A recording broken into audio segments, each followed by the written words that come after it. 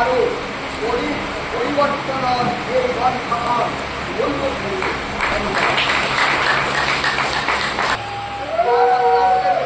দেখিছে যে আমাৰ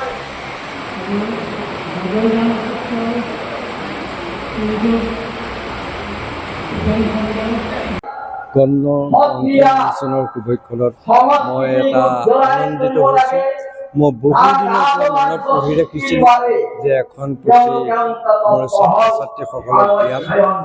ময়ো বহুতো অসম চৰকাৰ সাংস্কৃতিক সঞ্চালকালয়ৰ অধীনত মই সত্ৰীয়া নৃত্যৰ প্ৰশিক্ষণলৈকে আছোঁ আৰু মই বহুত জেগাত চৰকাৰৰ নিৰ্দেশ মতে মই কৰ্মশালা দিওঁ।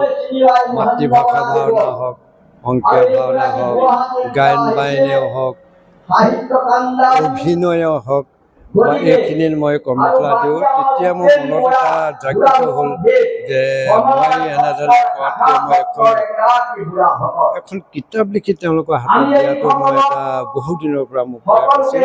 আজি প্ৰশিক্ষণতে উন্মোচন হৈছে। মই মোৰ বিশেষকৈ মোৰ ছাত্ৰ শ্ৰীমান দিলীপ বহুতখিনি যত্ন কৰিলে, বহুত কষ্ট কৰিলে। অসম হৈছে সামাজিক, সাংস্কৃতিক আৰু শৈক্ষিক দিশত কাম কৰি অহা ৰাজ্যখনৰ এক বেচৰকাৰী সংস্থা। এই সংস্থাটোৱে ইতিমধ্যে জনপ্ৰিয় হৈ পৰিছে। তাৰ মাজেদিও প্ৰথমবাৰৰ বাবে এখনি গ্ৰন্থ প্ৰণয়ন কৰাৰ এটা সপোন পুহি ৰাখিছিলে।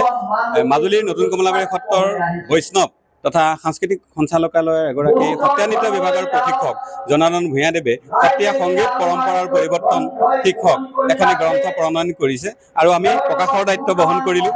ইতিমধ্যে প্ৰথমবাৰৰ বাবে প্ৰকাশ কৰিছোঁ। যথেষ্টখিনি ভুল ভ্ৰান্তি থাকিব, পঢ়ুৱৈ সমাজে সেই গ্ৰন্থখন আদৰি ল'ব বুলি আমি আশাবাদী।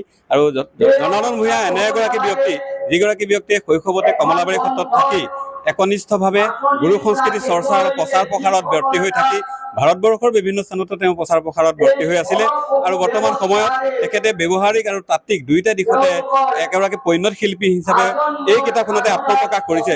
নিশ্চয় বহুসকলে এখন সুখপাঠ্য হিচাপে গ্ৰন্থখন আদৰি ল'ব।